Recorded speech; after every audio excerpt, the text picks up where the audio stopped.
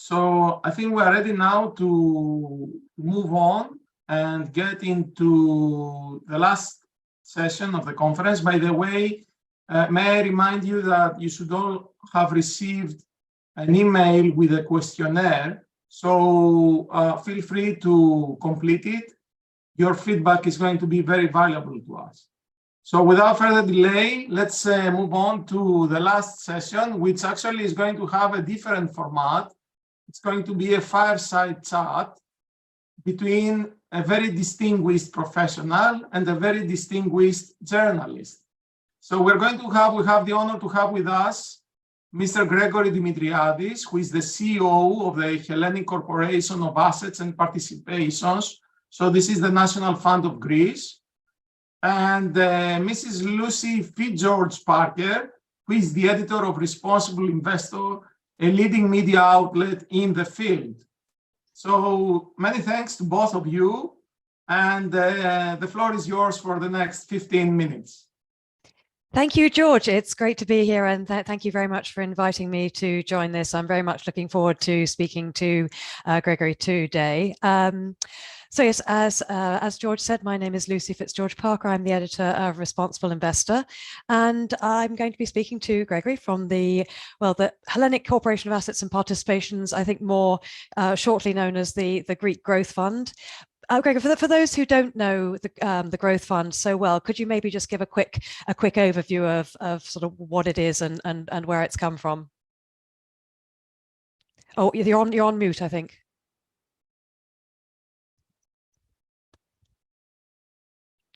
I can't hear you. George, can you hear anything? No, I'm afraid I do not.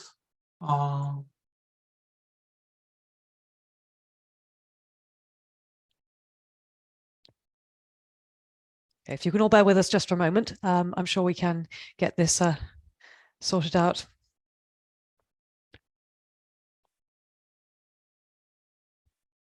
Now?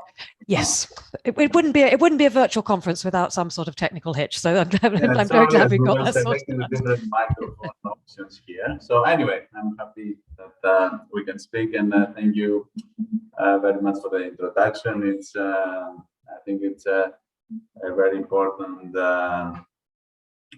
opportunity given with the EBRD and IFFR that we have the chance to organize this. And yes, about growth funds, some basic things. We are an entity similar to what in other countries are the sovereign wealth funds. In our case, we have a number of assets which are state-owned enterprises. So either we own all of it or we have some significant participation. This includes 34% of the power company. It includes public transport in Athens, other big part of the real estate of the country, and as well other entities like the postal services and so on. So about 7 billion is the assets under management that we have, and a little bit more than 30,000 employees. So so this means that we also have a big responsibility regarding also to the environment and sustainability. And on top of that, we also try to have to build a strategy for investments in order to be also an active investor, as our law dictates. We're 6 years old, so we're not that old, but we hope that we mature and we grow, and that's why we are a growth fund, to grow ourselves and to help the country grow. Okay, great. Well, obviously you mentioned the ESG and sustainability, and you've touched on that, but I mean, maybe could you elaborate a bit and explain why sustainability is important for the Growth Fund and sort of why that's coming to the fore now? Yes, sustainability and ESG is it's extremely important, and it's not just a buzzword for us. It is the pillar of our strategy, and it is for two reasons. The first reason is that we have a responsibility, given that our group, the entities that we have in our portfolio, contribute about 25% of the country's total CO2 emissions. So this gives us the responsibility. We must have some prompt action to reduce that and comply with also international agreements like the Paris Agreement, the EU Green Deal, the United Nations SDGs. So we're very committed towards that, and also the country itself, Greece, although the UN has suggested that there is a slow progress to achieve the targets of 55% reduction by 2030, Greece stands out, and the legislation we have for the National Climate Law and the National Climate and Energy Plan that we have is ambitious, and a lot of this burden is also on our shoulders that we have to deliver. So this is a very important reason. The other important reason is that we also want to modernize the state-owned enterprises that we have. We want to change their mentality, and ESG is exactly a way of transforming these entities. It's an excuse and a tool at the same time, because these companies, they have actually to change mentality, be much more citizen-friendly, and provide services that are exactly environmentally friendly, social, and with proper governance. Because, as you understand, corporate governance is extremely important, especially when you have to handle and to manage public goods and public services that everybody can have. So this is important as principles that we have to install in each one of our subsidiaries. And obviously, one of the principles of good governance is always transparency. And I think that's something particularly you have been focusing on. Is that right? Yes, we want to have transparency in everything in terms of our decision making, that it is independent, it's for the benefit and of the companies we manage, and towards the public interest and for the longer term, not just for now, but for the future generations. That's what makes us a growth fund. Is not just a quick growth, or we're not a hedge fund, we're a long term with a long term view. And this reporting and transparency and measurement are effectively practices that we have to handle and deal with, not just how we do with our financials, but also with the environment. And that's why, for example, we have taken proactive measures. We have asked all our subsidiaries to measure Scope 1 and Scope 2 of the carbon footprint. And this is the way to see also the change that we can have year after year. Of course, we take into account all the physical and transition risks that can take place. But we have performed the gap analysis, the CSRD, which is a readiness exercise to our portfolio to assess the current status, and therefore be upfront. And we're not cash flow rich as a fund, although we're strategic rich given our impact in the Greek economy. But we are an agency that we can easily, since we have a relatively more limited portfolio, push forward for changes in green transition and do the measurements and be very open, much more than other funds that are much more established. They have more rules and more bureaucracy and greater spread. So for us, we can act easily as a good case study for this transition, and that's what we want actually to promote. And I think this is also something that will make both the subsidiaries themselves proud that they contribute something for the future good, but also to the citizens. Well, I mean, this is all great, and I'm sure that is something that everyone is going to welcome, but ESG isn't easy for anyone, and I assume it's certainly no easier for you with state-owned companies and the companies you're dealing with. What are the things that you find the most challenging or you worry about most? Is it the regulatory side? Is it sort of greenwashing risk, reputational risk? I don't know. What of the various hurdles on the ESG are you worried about? Yes, of course, this comes with difficulties, but given the size of threat of the climate crisis, these are much less difficulties than the difficulty that we will all face and the future generations will face if we don't act decisively now.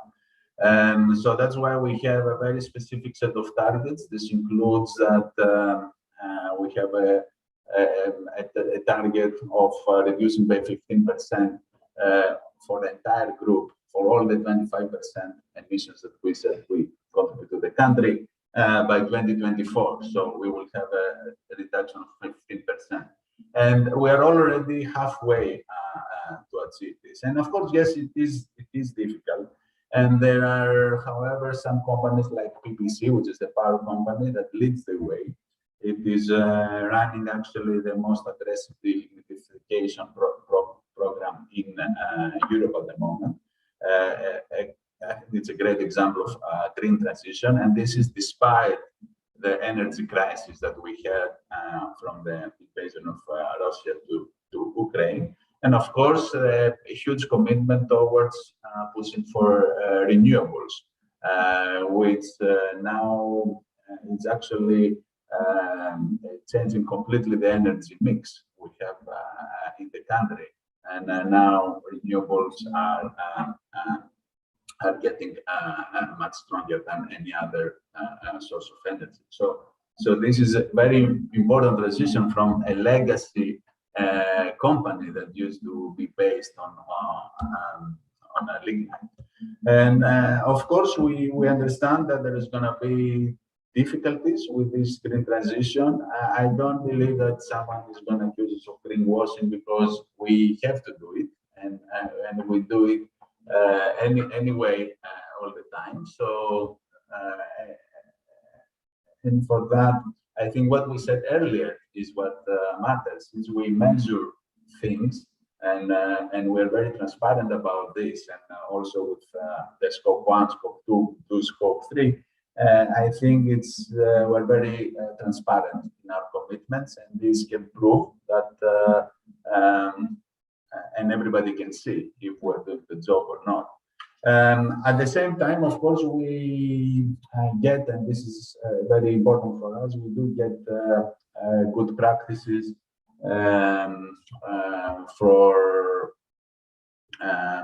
from others. So we are members of the One Planet Sovereign Wealth Funds initiative, where all the major sovereign wealth funds are participating. And actually, despite our size, yes, that's what we project. We project the specific case studies that have an impact, that can that show both our commitment, but also will help others see that this is something that can happen. If someone was trying to think that PPC, for example, was on the verge of bankruptcy and depending on lignite just until 4 years ago, and now it is green, much greener, and it's becoming super green according to its investment plan, and nobody will believe it. But yes, this is something that people see, and also investors believe, because investors have supported PPC much more now that it's becoming green than ever before. Okay, that's great. Well, I think we are. I've got more questions, but I think we are out of time. We've run over a couple of minutes, but we did start late. But that was really interesting. Thank you very much indeed. I will hand back to you, George, to wrap things up. Thank you. Thank you very much. Thank you, Lucy. Thank you, Gregory. I think we have reached the end of today's conference. So as you may have noticed, we had a quite rich format. We had roundtable panel discussions. We had sessions with structured presentations. We had fireside chat discussion. And we had a lineup of distinguished professionals and academics discussing the recent developments in the ESG field, ranging from greenwashing to integrating ESG practices in banking, how firms are viewing ESG. We had case studies from the metal sector, from the real estate sector, from the National Fund of Greece. We talked about ESG alpha, how we can measure it. And we had also discussions on general perspectives on ESG. So with that, I would like to thank you all for your participation. More than 900 people from all over the world have joined us. I would like once again to thank EBRD for the wonderful collaboration we have over the past 3 years. This is the third year that, the third consecutive year that we are organizing this conference, and we are very much looking forward to next year's conference.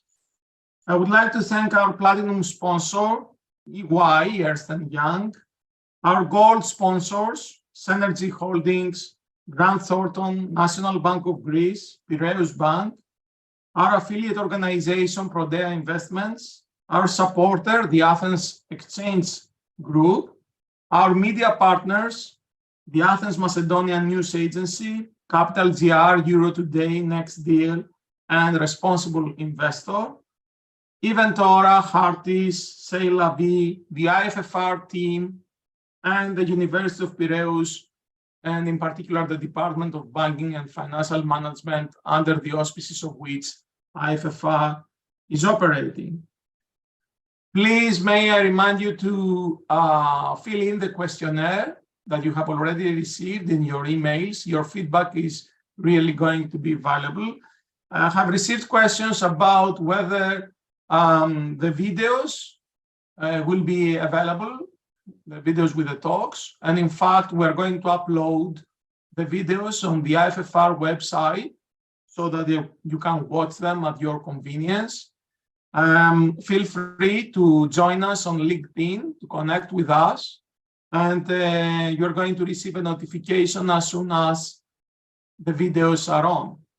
So with that, may I say good night or good afternoon or good morning, depending on whether you reside. Please stay in touch with us, and we're looking forward to seeing you in next year's conference. Bye-bye.